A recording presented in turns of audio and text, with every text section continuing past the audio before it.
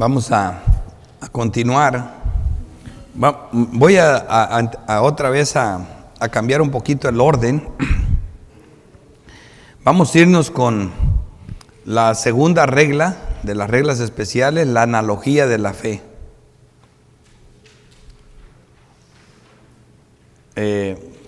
Cuando hablamos de la analogía de la fe, nos referimos al conjunto de doctrinas que componen nuestra fe. Entonces, cada doctrina, como la doctrina de la aprobación total, la elección incondicional, expiación limitada, todas esas doctrinas han pasado por un scan de 10 puntos que tengo aquí, y que eso examina que una enseñanza realmente es correcta. Ahora, también la misma palabra de Dios nos dice la importancia de esta regla. Por ejemplo, Gálatas 1:6 dice: estoy maravillado de que tan pronto os hayas alejado del que os llamó por la gracia de Cristo para seguir un evangelio diferente. ¿Ves la importancia de esto? No que haya otro, no debe de haber otro, sino que hay algunos que os perturban y quieren pervertir el evangelio de Cristo. Mas si aún nosotros o un ángel de cielo os anunciar otro evangelio diferente del que hemos anunciado, sea anatema. ¿Ves el terror que debe de dar de apartarse de las doctrinas que la Biblia enseña, de inventar doctrinas? Anatema significa separado de Dios, significa carne para el infierno. Es horrible eso. Entonces es bien importante. Entonces esa es la importancia de quedarnos quietos en las doctrinas establecidas de Dios, que Dios pone aquí en las Escrituras. En 1 Juan 4:1 dice: amados, no creáis a todo espíritu, sino probad los espíritus si son de Dios, porque muchos falsos profetas han salido por el mundo. En esto conoced el Espíritu de Dios.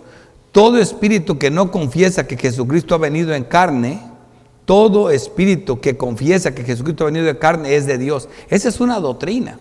Aquí se está confesando la humanidad de Cristo. Tenemos que estar seguros que Cristo es humano, como también que es divino. Negarla es un espíritu del anticristo. Y todo espíritu que no confiesa que Jesucristo ha venido en carne no es de Dios, y este es el espíritu del anticristo, el cual vosotros habéis oído que viene y que ahora ya está en el mundo, metido, torciendo las escrituras. Dicen que el anticristo no lo vamos a conocer y está torciendo todas las escrituras. Los tiene predicando puras tonterías excepto la palabra de Dios, pero no lo van a conocer. Ignorancias completas. Buscan la manera de dar un evangelio fácil, porque todo lo que les importa son los números. Segunda de Juan 1:7, porque muchos engañadores han salido por el mundo que no confiesan que Jesucristo ha venido en carne. Quien esto hace, ese es el engañador y el anticristo. Clarito está aquí.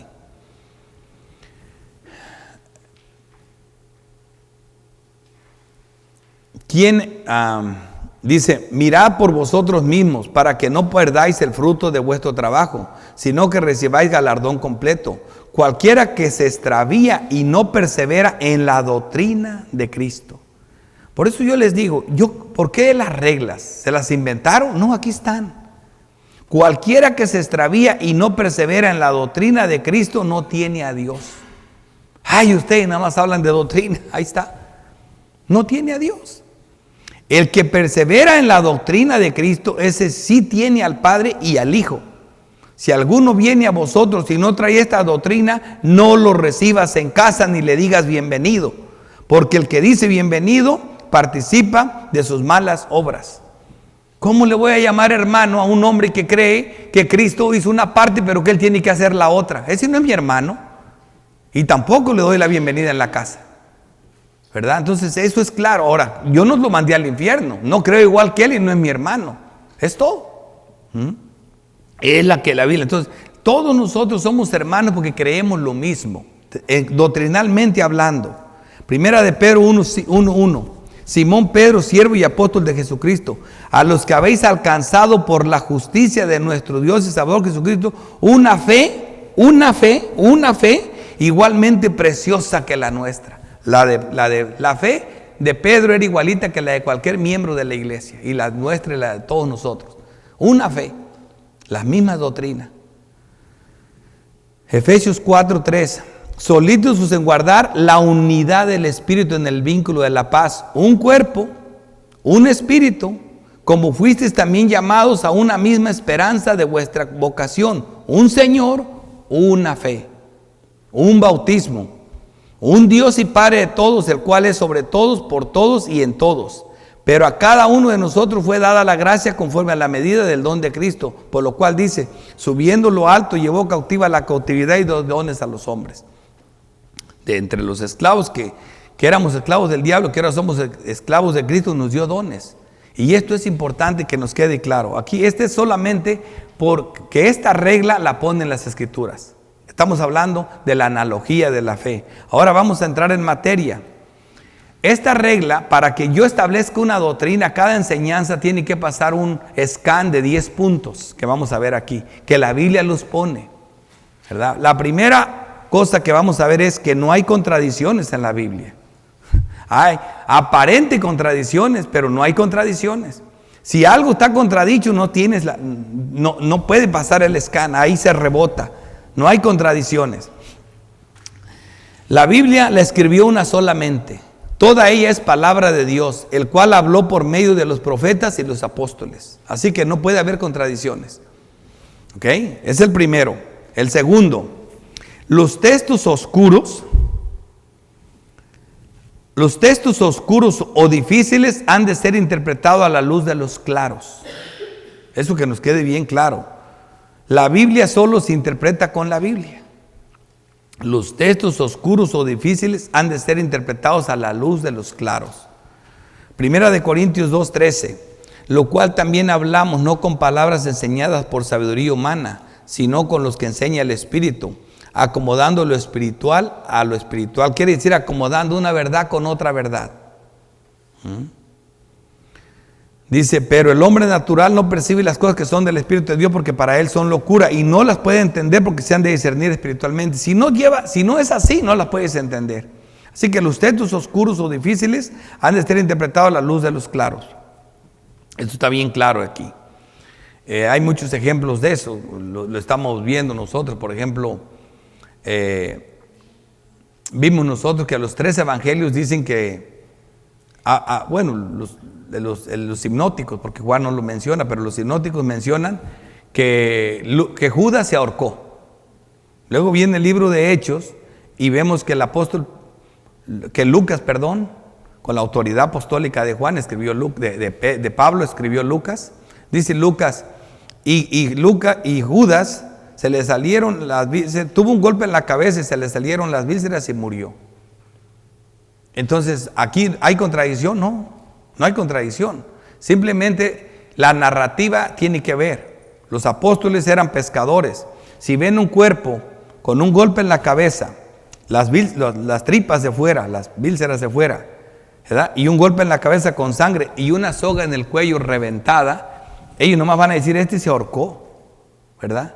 Pero si viene un médico, como Lucas, que era un médico, y ve el cuerpo, dice, mira, lo que lo mató no fue el ahorcamiento porque la cuerda está rota, pero sí el golpe en la cabeza y los intestinos por fuera, eso determinó su muerte. O sea que una narrativa forense es diferente a una narrativa de un pescador, como lo era Juan, como lo era Pedro y Marcos y todos ellos, ¿verdad? Así que no hay contradicciones en la Biblia, solamente hay aparentes contradicciones. Entonces estamos viendo aquí que eso es irse a los textos fáciles, los claros, y luego tenemos las epístolas, ¿verdad? Que nos enseñan todo eso. Y también entonces, eso creo que es una regla muy sencilla, que los textos oscuros o difíciles han de ser interpretados a la luz de los claros. Por ejemplo, cuando hablamos nosotros de la depravación, de cualquier doctrina, de la expiación limitada, que es una de las más controversiales, a mí lo primero que me enseñaron cuando yo estaba aprendiendo de las doctrinas de la gracia, me acuerdo de una ilustración del pastor Sergio Ruiz que decía que los arminianos eran algo así. Dicen que en una esquina un hombre mató a otro hombre, lo apuñaló, y que está una cámara en la esquina y lo vio, el de la tienda está en la esquina y lo miró, y pasaron unos ahí enfrente y lo miraron. Entonces hay 3 testigos o 4 diciendo, mira, la cámara dice que fue él, yo estaba aquí en la esquina, fue él, estos pasaron, fue él, el mismo hombre que te ha herido dice que fue él. Pero luego viene una viejita de 3 cuadras y dice, pues mire, yo estaba allá, pero como está lloviendo, pienso yo que fue aquel hombre. Y agarran ahí, se van para allá. Teniendo tanta evidencia por un lado, así se ve la diferencia del arminianismo. Si ellos dicen que la salvación se pierde, ¿verdad? Tienen 2, 3 textitos oscuros sacados de contexto, y acá tenemos 30 textos claros para poner un punto, pero prefieren los 3 porque tienen que llevar la contraria. Y hermanos, ¿para qué discutes con esas personas? Como conocemos la palabra tan dicha, ¿verdad? Tus enemigos no van a entender las razones, y tus amigos no necesitan que les des tantas explicaciones. Así que la palabra de Dios, los santos, las ovejas, oyen la voz de Cristo, la siguen. Y los que son cabras, les expliques como les explique y no van a entender, ni van a querer entender. Así que la tercera regla es: las doctrinas que aparentemente son contradictorias, antinomias, hay que afirmarlas, enseñarlas, sostenerlas por igual. Antinomia significa paradoja o contradicción irresoluble, contradicción a la ley. Así que las doctrinas que aparentemente contradicen la ley o la palabra de Dios, o que son paradojas, dice, hay que afirmarlas, enseñarlas y sostenerlas. La palabra clave es por igual. Por ejemplo, las 2 naturalezas de Cristo, no le des más énfasis a una que a otra. No, Cristo es Dios y Cristo es hombre. Pero pastor, ¿por qué aquí la Biblia dice que Cristo no sabe, solo sabe Dios? Los testigos de Jehová. Bueno, porque era hombre. Pastor, pero ¿por qué aquí dice que no había necesidad que nadie le dijera lo que había en el hombre? Porque él sabía todo lo que era el hombre. Porque es Dios. Pues entonces, ¿qué es las 2 cosas? ¿Verdad? O por ejemplo, cuando él dice mismo, a mí nadie me quita la vida, yo tengo poder para entregarla. Porque eres hombre, porque Dios no se puede morir, pero comer puedes morir, pero tengo poder para volverla a tomar. Bueno, entonces eres Dios, porque ningún hombre tiene el poder para revivir después de que está muerto. Pero tú tienes las 2 naturalezas, ahí están en Cristo las 2. Así que ¿cómo me cambias eso? Y dice, pero es tan sencillo, pero ¿qué acabamos de ver? Que negar cualquier una de esas 2 cosas es una herejía. Eres hijo del diablo y eres un anticristo. Ahí está claro. Así que es importante, las doctrinas que aparentemente son contradictorias, hay que sostenerlas, enseñarlas por igual. La Trinidad y todas las que vemos. La soberanía de Dios y la responsabilidad humana, ambas van. Por ejemplo, nosotros sabemos que la salvación es de Dios, completamente de Dios. Que Dios te dio la fe salvadora no la produce el hombre, es un regalo de Dios. El arrepentimiento para vida no lo produce el hombre, es un regalo de Dios. Sin embargo, es el hombre el que está obligado a creer, y el que cree es el hombre. Y es el hombre el que se arrepiente. Así que la soberanía de Dios no quita la responsabilidad humana. Ambas se deben enseñar por igual. Por igual. ¿Ves qué hermoso es entender esto? Así es como no nos vamos a perder. Dios nos dio las pautas, las normas para seguir. ¿Qué quiere negar, la humanidad o la divinidad? Ninguna de las 2 cosas. Justicia sin excepción de personas, pero misericordia aplicada, ejercida en forma soberana. Eso sabemos también nosotros, las 2 cosas son igual. Tendré misericordia al que tendré misericordia. No hay contradicción en todo esto. Salvación por gracia y recompensa por obras. Tampoco. Vemos nosotros que Dios va a darle a cada quien según lo que haya hecho, pero la salvación es por gracia. Una cosa no quita la otra. Las 2 se enseñan en las Escrituras. Entonces, para todo, hermanos, las Escrituras. Estamos bien claros con esto. Estamos viendo las doctrinas que aparentemente son contradictorias, ¿cómo las debemos sostener? Para eso los puritanos ya sabemos que usaban las confesiones de fe, para no perderse del camino. Todavía las seguimos usando nosotros, las confesiones de fe, pero hay una regla también que dice que las doctrinas no pueden dictar o alterar las Escrituras. Es al revés. Aquí vemos la cuarta del scan que estamos. ¿Cómo elaboramos una doctrina? Ya pasamos 3, ahora vamos a ver el 4 punto. Ninguna doctrina cardinal puede ser basada en 1, 2 o 3 textos, ni siquiera en un capítulo de la Biblia, sino en el contexto de toda la Biblia. Y doctrina cardinal, por ejemplo, ¿qué es una doctrina cardinal? El Espíritu Santo. La doctrina de la Trinidad. Son cardinales, recorren todos los géneros literarios de las Escrituras. Las doctrinas son enseñadas repetidas veces, una y otra vez se repiten. O sea que ya vemos nosotros cómo se maneja todo eso. Las doctrinas, para que yo establezca una doctrina, yo tengo que hacer el ejercicio. Yo estoy trayéndoles el Salmo 119 en el devocional de los miércoles. Hay 173 oraciones personales y 3 que son plurales. Esas 3 oraciones son oraciones en el Espíritu. O sea, las oraciones, para que tengan un buen resultado, tienen que ser dirigidas a Dios el Padre por medio de Dios el Hijo, ¿verdad? Con la ayuda y en línea con la palabra de Dios, o sea, con la intervención del Espíritu Santo. Entonces, esas oraciones, para que lleguen al cielo, tienen que ser bíblicas. ¿Por qué Elías oró para que no lloviera y no llovió? ¿Por qué? Porque Dios dijo, si el pueblo pecara, yo cerraré los cielos para que no llueva. Pero si el pueblo se arrepintiera, como se arrepintieron después, dice, orarán y volverá a llover. Entonces la oración era en línea con la palabra. Entonces nosotros, si siempre oramos en línea con la palabra, en ese Salmo 119 va a haber tenemos 173 oraciones bíblicas. Entonces tú, para que sepas que eso es verdad, agarras cualquiera de ellas y tienes que recorrer por lo menos un texto de cada género literario. Un texto que concuerde con ella de Pentateuco, uno que tenga que ver con los libros históricos o no son tan importantes, si no hay problema, pero lo más importante son 3 cosas: el Pentateuco, las profecías y los salmos, los poéticos. Siempre vas a encontrar una relación y luego la vas a ver en los 4 evangelios y en la doctrina. Ahí está, 5 cosas. Entonces tú ya tienes una doctrina, ya tienes una adoración bíblica que no estás equivocado. Entonces es bien importante, pero de esa forma se elaboran todas las doctrinas. Yo lo practico mucho, ya voy en el 160. He dado 160 oraciones y cuando termine voy a volver a comenzar. Pero tengo años, no sé, más de 8 años, 7 años en eso. Entonces vemos aquí, ninguna doctrina cardinal puede estar basada en 1 o 2 textos, sino en el contexto de toda la Biblia. Vamos a pasar a la quinta. Ninguna doctrina puede basarse en tipos, símbolos, parábolas, milagros y ni siquiera de libros históricos. Tú no me puedes venir a hacer doctrina de eso, no. Jesucristo dice bien clarito, todo lo que está escrito de mí, porque todas las escrituras hablan de mí. ¿Dónde? En los tipos, en los símbolos, en las parábolas. Eso no dijo. Dijo en la ley de Moisés, el Pentateuco, en los salmos, ¿verdad? Que son los 5 libros poéticos, y en los profetas.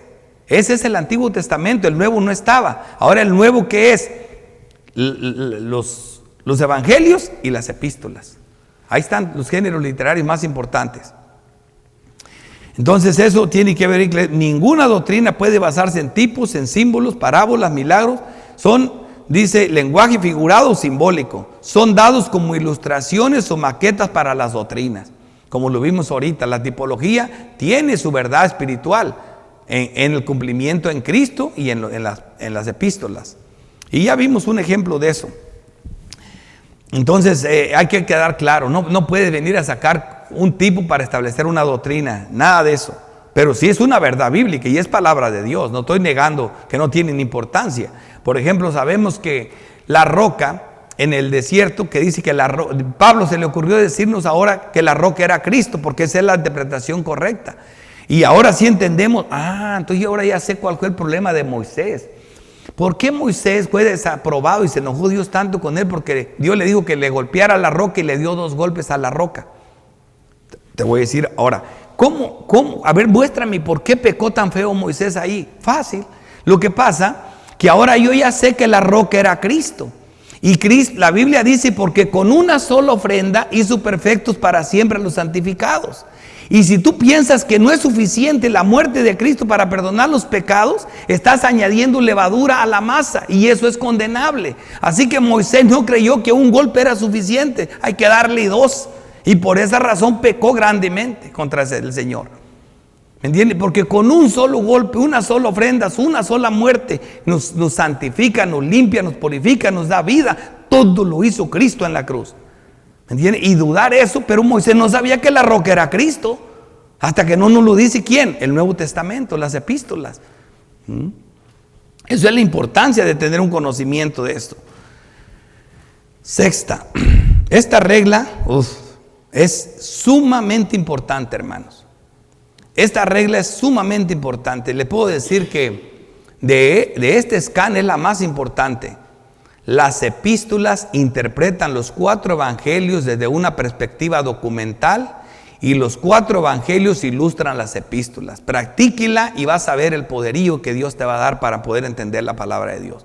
Y ahora los reformados la abandonaron. Yo la encontré por ahí polviada esta regla. Ahora no me la inventó, no es la regla de Ricardo, ni la regla de Tomás.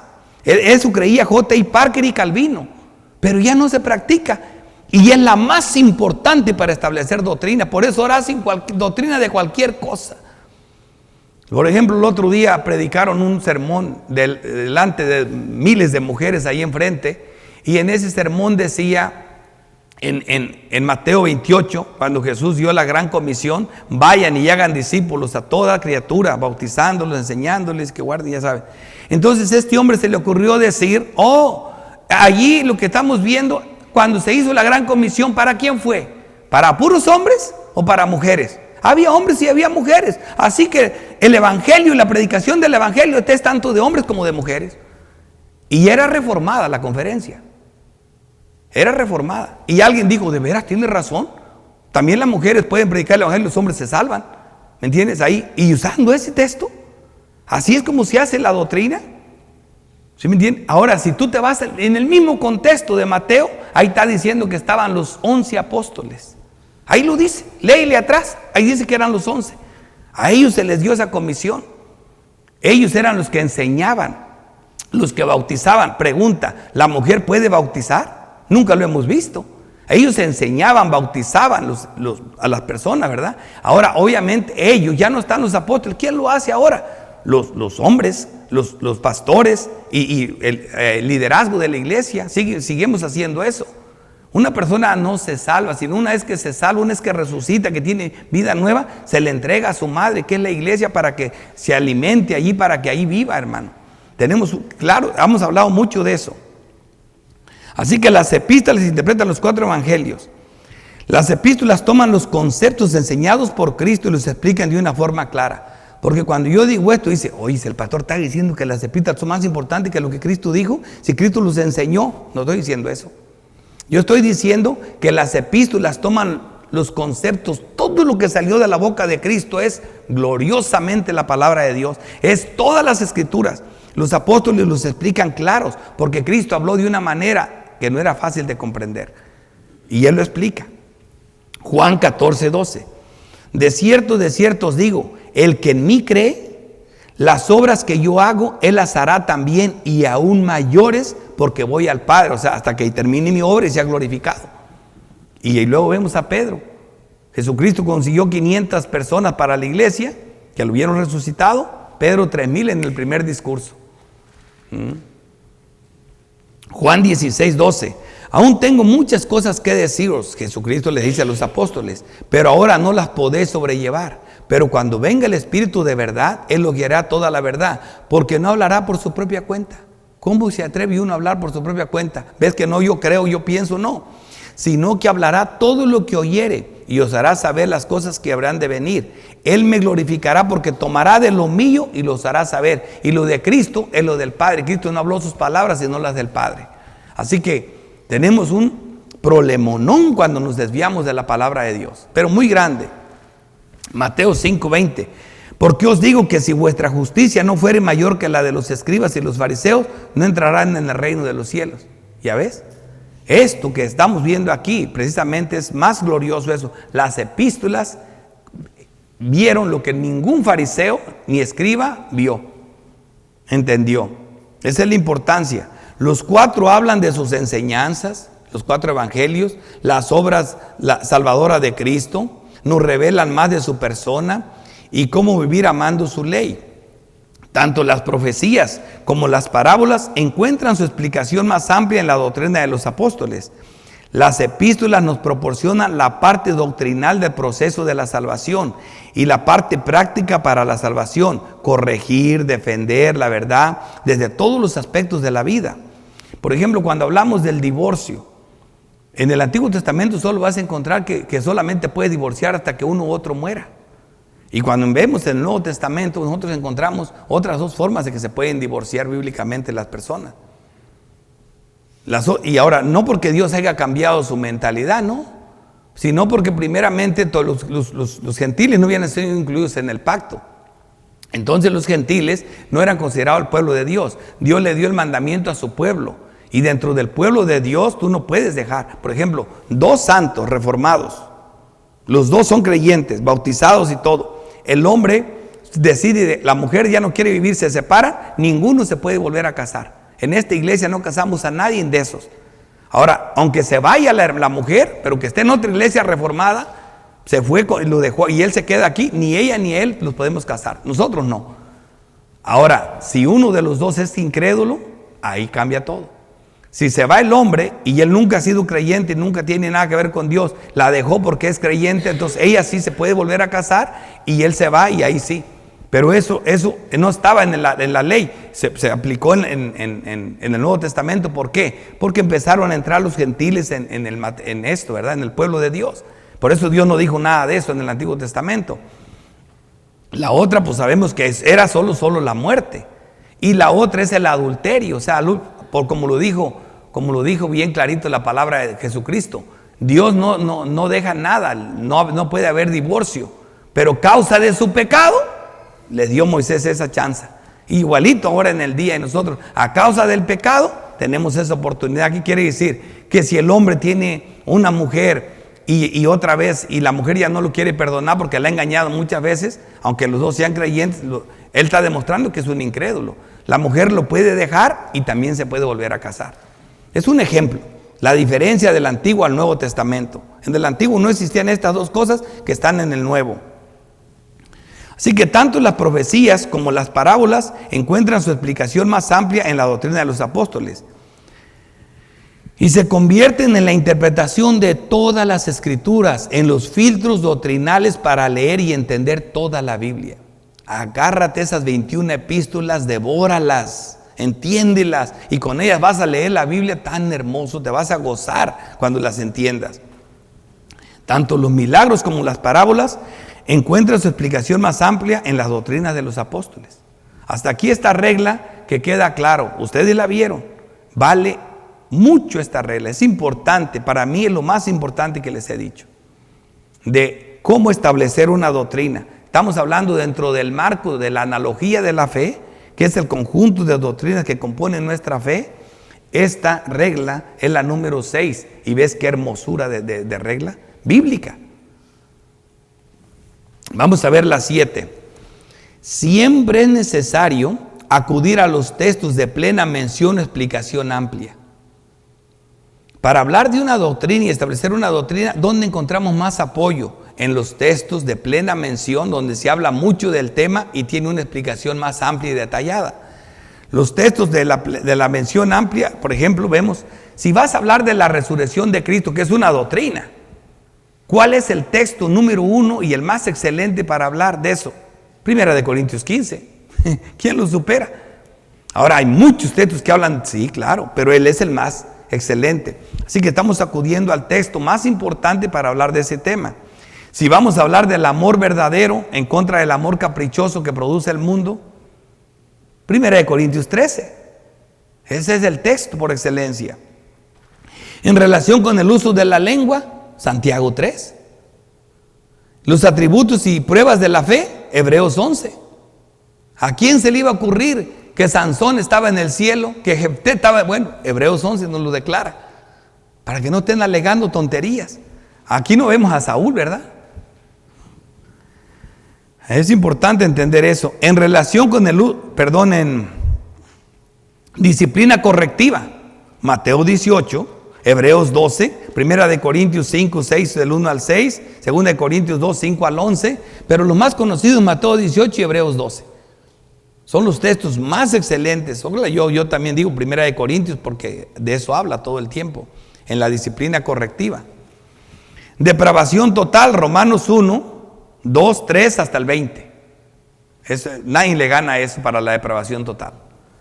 Elección condicional, Efesios 1, 4, 5, 1 Tesalonicenses 1, 4, 5 al 11, 2 Tesalonicenses 2, de 13 al 14, 1 Corintios 1, 9, Hebreos 9, 15, Tito 1, del 1 al 2, Apocalipsis 17, 4, Apocalipsis 19, 9. ¿Por qué le pongo tantos textos? Porque elección incondicional es una hermosura de doctrina. Soberanía de Dios en la salvación de los hombres, Romanos 9, 10 y 11. Expiación limitada, wow, aquí sí, aquí me siento. Expiación limitada, hermano, es la doctrina más negada y la doctrina más importante que hay. Esto me puede a mí. Juan 10, 11. ¿Por quién murió Cristo? ¿Por todo el mundo? ¿Por las cabras y las ovejas juntas? No, por sus ovejas.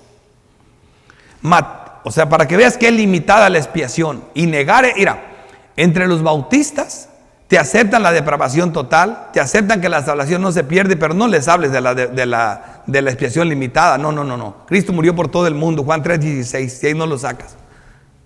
Es que Juan 3:16, la palabra de Dios, murió por todo el mundo que cree. Pero ¿quién cree? Las ovejas. ¿Quién cree? Su pueblo. Mateo 1:21. ¿Quién cree? Juan 5:13, por sus amigos. ¿Quién son los que creen? Hechos 20:28, por la iglesia. Efesios 1:4, por los elegidos en Cristo Jesús. Efesios 5:25, por su esposa, la iglesia. Ahora, dudar de la expiación, yo siempre que hablo de la expiación tengo estos textos, ¿me entiende? ¿Cómo es vista la expiación limitada? ¿Verdad? ¿Por qué la gente piensa que se puede perder alguna de las ovejas de Cristo? Si la expiación limitada es vista desde el consejo eterno de redención, o sea, en la reunión que tuvo la Trinidad en el cielo antes de la fundación del mundo, es vista como un rescate eficaz. No la posibilidad de un rescate, no, un rescate eficaz. Por ejemplo, 1 de Pedro 1, 18, 20, sabiendo que fuisteis rescatados de vuestra vana manera de vivir, la cual recibiste de vuestros padres. Mira tu condición, no con cosas corruptibles como oro o plata, sino con la sangre preciosa de Cristo, como de un cordero sin mancha y sin contaminación, ya destinada desde antes de la fundación del mundo, pero manifestada en los postreros tiempos por amor de vosotros. ¿Cómo se atreven a decir que no es suficiente? Que Cristo hizo una parte y no la otra. Si esto es un rescate eficaz desde la eternidad.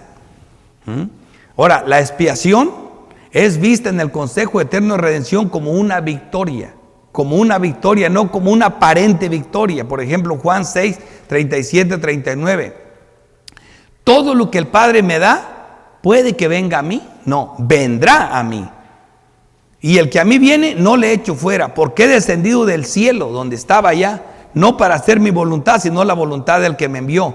Y esta es la voluntad del Padre que me envió, que todo lo que me diera no pierda yo a nadie, sino que lo resucite en el día postrero. ¿Ves? Ahí está. Es vista como una victoria desde el mismo consejo eterno de redención. La expiación es vista como una obra perfecta y completa, no que tienes que ponerle algo, por eso un poquito de levadura leuda toda la masa. Es una obra perfecta y completa. Juan 10, del 17 al 18. Por eso me ama el Padre, porque yo pongo mi vida para volverla a tomar. Nadie me la quita, sino que yo de mí mismo la pongo. Tengo poder para ponerla y para volverla a tomar. Este mandamiento lo recibí de mi Padre, desde el consejo eterno de redención. Una obra perfecta y completa, porque la hizo el Dios hombre. Por eso es perfecta y completa, ¿verdad? Y aquí vemos como la máxima glorificación. Juan 17, del 1 al 5. Estas cosas habló Jesús levantando los ojos al cielo y dijo: Padre, la hora ha llegado, glorifica a tu Hijo para que también tu Hijo te glorifique a ti. Como le has dado potestad sobre toda carne para que dé vida eterna a todos los que le diste. Y esta es la vida eterna, que te conozcan a ti, al único Dios verdadero, y a Jesucristo a quien has enviado. Yo te he glorificado en la tierra, he acabado la obra que me diste que hiciese. Ahora pues, Padre, glorifícame tú al lado tuyo con aquella gloria que tuve contigo antes que el mundo fuese. Desde el consejo eterno de redención, esta expiación es vista como la máxima glorificación del Padre. Yo no entiendo cómo se atreven a negar algo así. Como la perfecta justificación y eliminación del pecado. Así es vista la expiación. Así que Dios no puede haber muerto por todo el mundo, porque no todo el mundo está perfectamente justificado de pecado. No todo el mundo va a ser salvo, no todo el mundo va a salvarse. Hebreos 10, 4 al 7. Porque la sangre de los toros y de los machos cabrillos no puede quitar los pecados. Por lo cual, entrando en el mundo, dice: sacrificio y ofrenda no quisiste, mas me preparaste cuerpo. Holocaustos y expiaciones por el pecado no te agradaron. Fíjense lo que dice aquí.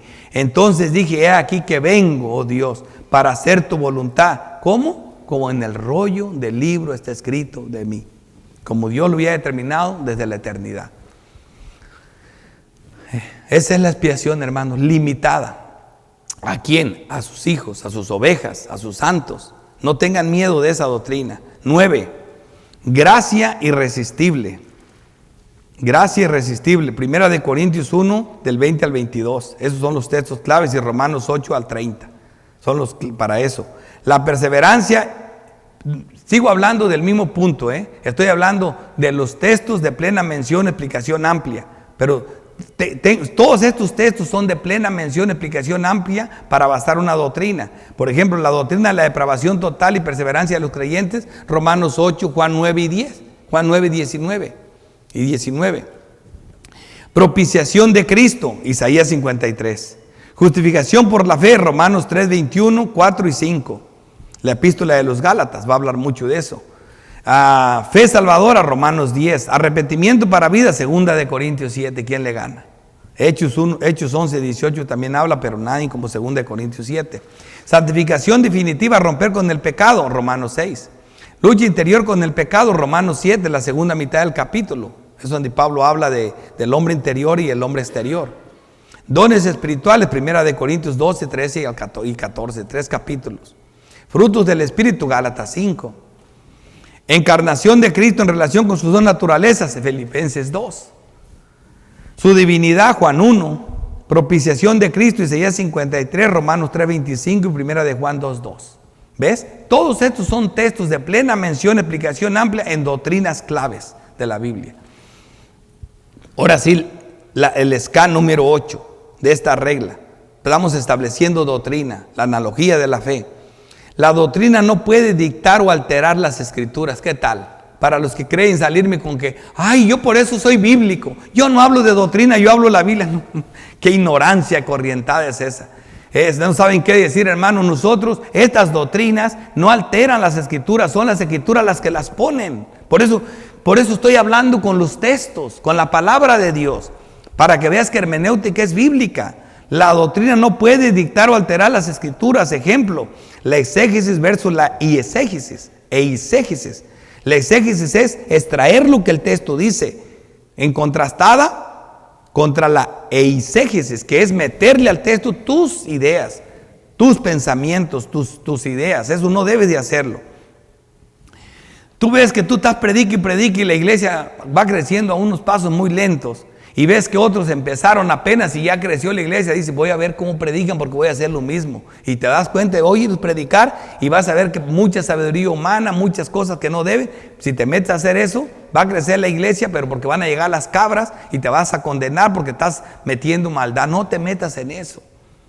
No te metas. Dios te puso a alimentar ovejas. Si te dio 3, pues a esas 3. Si te da 7, con 7. Pero no te pongas eso. Yo siempre tengo bien claro eso.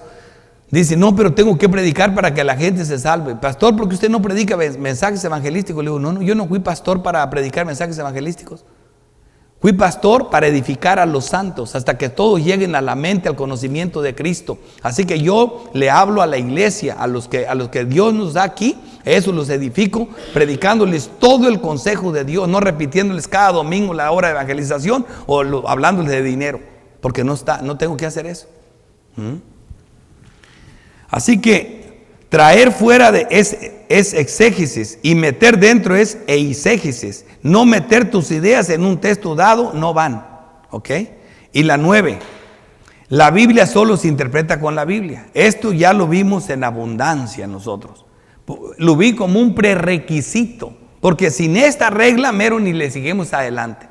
La Biblia solo se interpreta con la Biblia. Todas las personas que no toman en serio este estudio de la Biblia se acercan al texto con ideas previamente preconcebidas. No pueden ser basadas en el misticismo o racionalismo. Es que esto me hizo sentir. Siempre están viendo la palabra de Dios. Pastor, este sermón me gustó. Cuando me expliques por qué te gustó, yo siento, digo, ay. ¿Me entiendes? Por lo que te gustó. O a veces me hacen una corrección. Dice, mire, todo el sermón estuvo bien, pastor, pero lo que no me gustó que no levanta mucho la cabeza. Quieren que camine uno por el púlpito, que le dio uno para allá. Los púlpitos que estaban antes estaban allá arriba, así redonditos, cerquitas, con una escalerita. A ver, camínale ahí, caes abajo. No, pero ahora no les alcanza la plataforma y se van caminando y haciendo show, llorando, dando chistes. No, eso es pura payasada. Eso no es así. La Biblia se interpreta, ¿cómo me voy a despegar si aquí la tengo? Y de aquí tengo que estar sobre de ella. Me da miedo despegarme. No puede ser basado en misticismo, racionalismo. Ejemplo, no al racionalismo, al misticismo. ¿Qué es misticismo? Es meter tus ideas, experiencias espirituales siempre. Es que yo siento aquí bien bonito y a mí me gusta sentir. No. Tus emociones no interpretan la Biblia. Misticismo es la búsqueda de una experiencia personal directa con lo divino. El místico cristiano procura la unión con el amor y la voluntad de Dios. Místico, alguien que busca una experiencia personal directa con lo divino. Eso no. Y por último, ningún texto del Antiguo Testamento puede significar algo diferente al significado que da el Nuevo Testamento. ¿Se acuerdan que les dije que las epístolas se convierten en los lentes doctrinales, no solo de los evangelios, sino de toda la Biblia? Ustedes se van a dar cuenta fácil cuando ustedes lean la Biblia que las epístolas son las que interpretan todas las escrituras. ¿Acaso el Espíritu Santo nos dio un significado diferente al del Nuevo Testamento, a lo que dio en el Antiguo Testamento? La respuesta es no. Ahorita que vayamos a ver ese texto que el Antiguo está velado y el Nuevo le quita el velo, esto se va a aclarar mucho. Ese es el otro punto que nos falta. Ejemplos. La necesidad de interpretar un texto dentro de su contexto, el contexto inmediato, versículos antes y después, argumentos, puntos, ilustración, en el contexto del libro que se encuentra, los ciclos que se repiten. Todo esto es bien importante, ver que la Biblia se interpreta con la Biblia. El contexto bíblico a la luz de toda la Biblia, si se trata de un libro del Antiguo Testamento, del Nuevo Testamento, o un libro de Génesis o de Apocalipsis. Hay que ver, todo eso cambia, pero todo lo tenemos que ver a la luz de la doctrina. Aquí ya les puse esta otra regla. ¿Cómo se establece una doctrina? Ya saben lo que los pastores hacen me vienen a mí con una enseñanza en la Biblia. Bueno, yo hago esto. Y por eso me pongo ahí en la madrugada a repetirlas y no me vengo a lucir, me las sé de memoria. ¿Para qué me interesa saberme la memoria si no las digo? Porque sí me las sé, pero lo que más me importa es que las practique. Y todos los que me han oído predicar aquí me conocen, como digo, ¿te acuerdan de esta regla? ¿Se acuerdan de esta regla? ¿Se acuerdan de esta regla? Cada rato se la estoy sacando, porque yo voy viendo, ellas me van metiendo en una doctrina, en una enseñanza correcta en la palabra de Dios. Entonces, bien importante, hermanos, que con esto quede claro. Podemos aquí tener algunas preguntas, tenemos 13 minutos fácil para contestar preguntas y participar. Terminé este otro punto, gracias al Señor.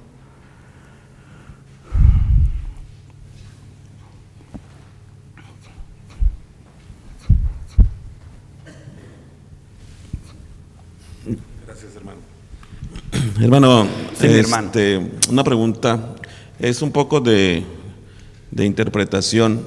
Me gusta la idea de usar la razón adecuadamente, como usted bien ha dicho, y creo que Juan 3:16 dice que Jesús amó a todo el mundo. Yo estoy de acuerdo con lo que usted ha dicho. En mi corazón estoy de acuerdo. Yo la otra vez dije aquí, soy pastor de una iglesia bautista de la convención, pero esa iglesia tiene un pastor con un corazón reformado, entonces, pero me gusta entender bien las cosas. Mi pregunta no es porque esté en desacuerdo con usted, sino porque quiero entender bien. Juan 3:16 dice que de tal manera amó Dios al mundo, ¿verdad? Y obviamente tiene mucha lógica que Cristo haya muerto por los elegidos. Tiene mucha lógica. Y la expiación limitada tiene también cabida en mí, en mi mente y en mi corazón. Pero 1 Juan 2:2 también dice que es propiciación no solamente por nuestros pecados, sino por los de todo el mundo. Entonces, ¿cómo debo yo explicar este texto de 1 Juan 2:2 referente a la propiciación, que parece decir que es para todo el mundo? Así mero, así es la palabra correcta, que parece decir. Sí. 1 Juan 3. Tengo otra pregunta, perdón, para ahorita al terminar, si me permite. Voy a seguir con Juan 3:16. Juan 3:16 pertenece a Juan 3, al capítulo. En Juan 3:16 se trata la historia. Juan 3 viene dentro de un marco histórico de donde un fariseo, un doctor, un teólogo, un erudito, un hombre de ley, vino a Jesús de noche porque le tenía miedo a los hombres. Y él trae una pregunta encriptada en su corazón. ¿Cómo yo llego, siendo pastor, siendo teólogo, y le pregunto a este judío que ni a la escuela fue, ¿verdad? Que apenas tiene unos tiempos, pero yo sé que viene de Dios, porque nadie puede hacer las señales que él hace si Dios no está con él? Pero ¿cómo le pregunto yo? ¿Cómo le hago para nacer de nuevo? ¿Cómo le hago para entrar al reino de los cielos? Entonces, la buena noticia es que ni siquiera tuvo que preguntar. Jesús le dice: maestro, sabemos que viene de Dios, porque nadie puede hacer las cosas que Dios hace si Dios no está con él. Jesús le contestó: de cierto te digo que hay que nacer. Nadie puede entrar al reino de los cielos si no nace de nuevo. Sin el nuevo nacimiento nadie puede ser salvo. Así es que la base de Juan 3:16 es el nuevo nacimiento. Y la persona que nace de nuevo pasa por... Dios hizo 10 cosas para que él salga, para que él nazca de nuevo. Eso se llama el Ordo Salutis. Primero, lo amó desde la eternidad. Fue elegido en Cristo Jesús. Tuvo un llamamiento eficaz por el Espíritu Santo. Fue regenerado. Luego viene una conversión. Luego fue adoptado como hijo. Después que fue adoptado como hijo, fue justificado. Luego fue santificado, ¿verdad? Y luego fue glorificado. Todos esos pasos es la salvación del que nace de nuevo. El que nace de nuevo es otra persona. Así que por eso dice: porque de tal manera amó Dios al mundo que dio a su Hijo para que eso ocurriera. Porque sin Cristo, cada un paso del Ordo Salutis, aquí lo repito cada rato y le puedo dar esa hoja, que en todos está presente Cristo. Nos escogió en Él, ¿entienden? Nos predestinó en Él. Cada uno tiene que ver en Cristo. Entonces, por eso amó Dios al mundo que dio a su Hijo.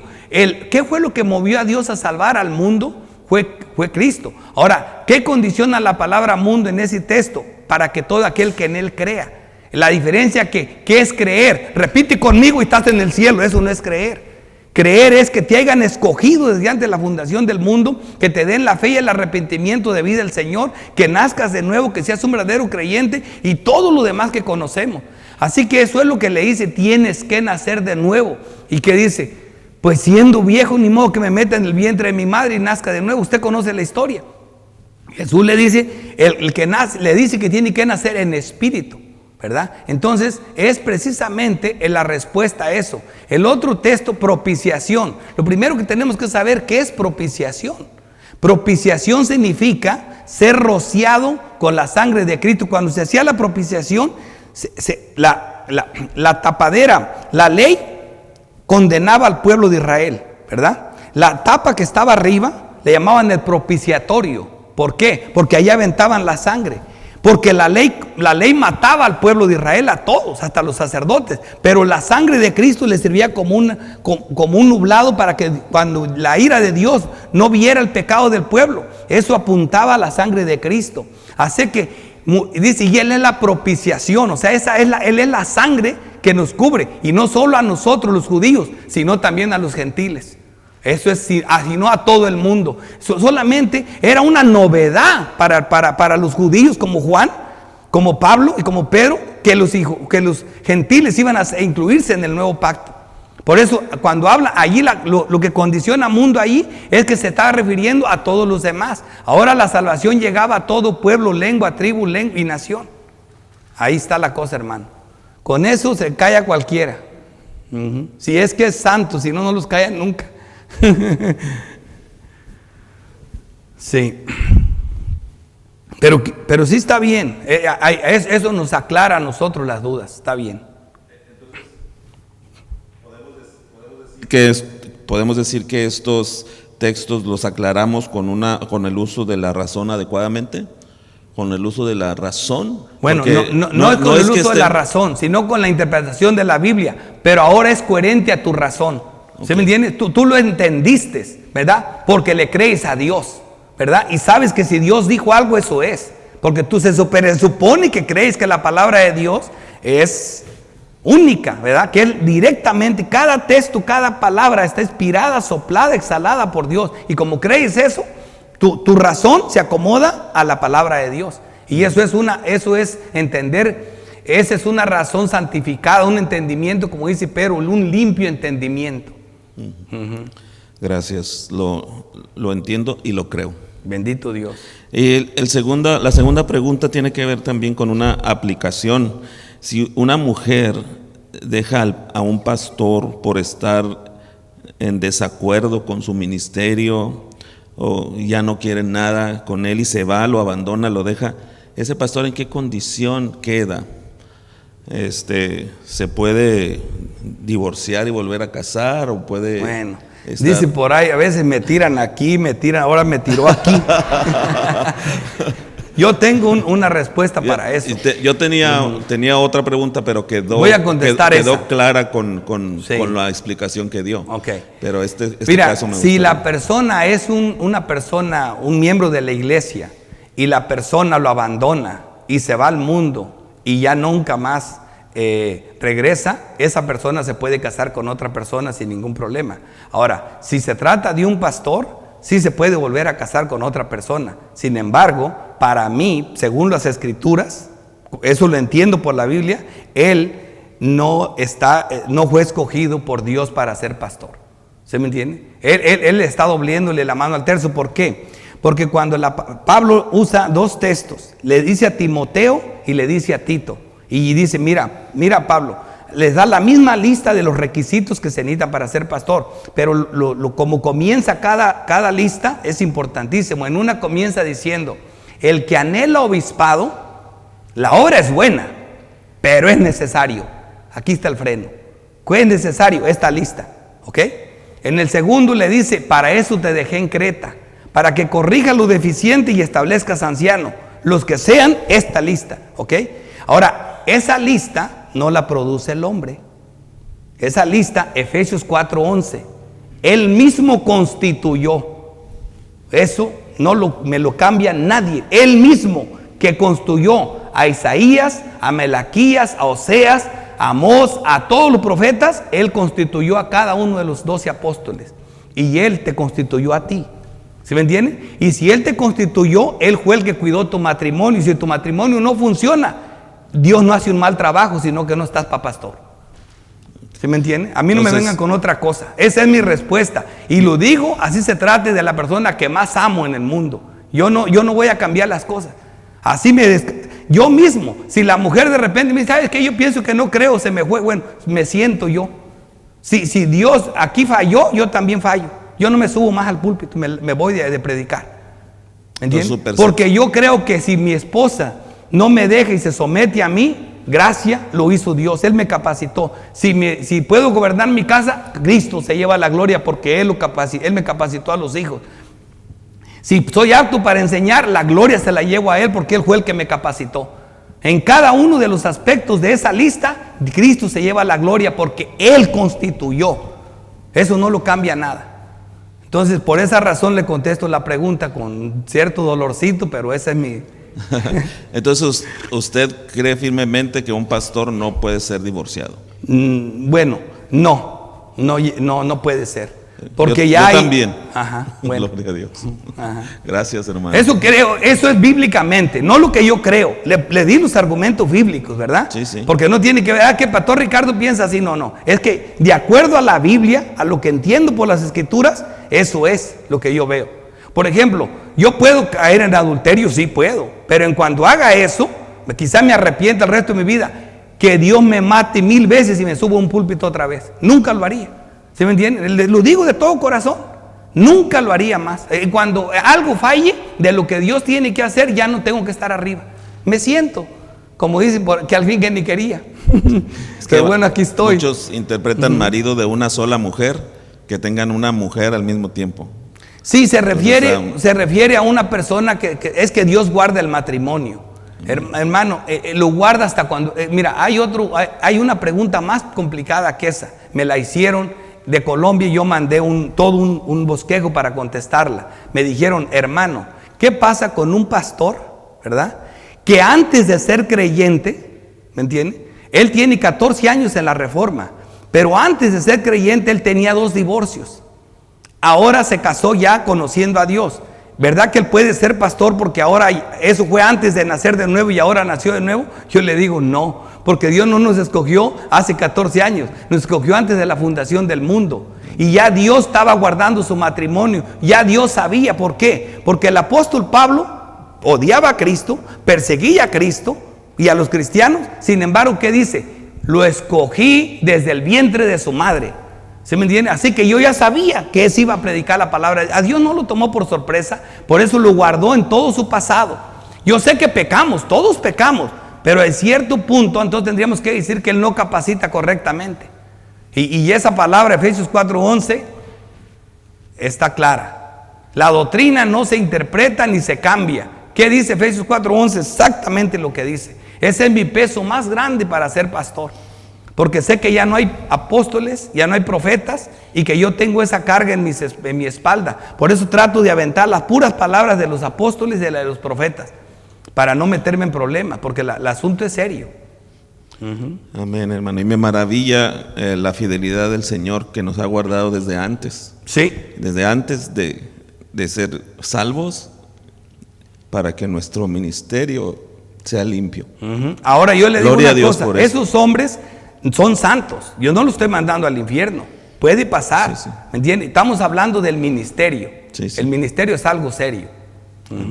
Gracias, hermano. Está bien.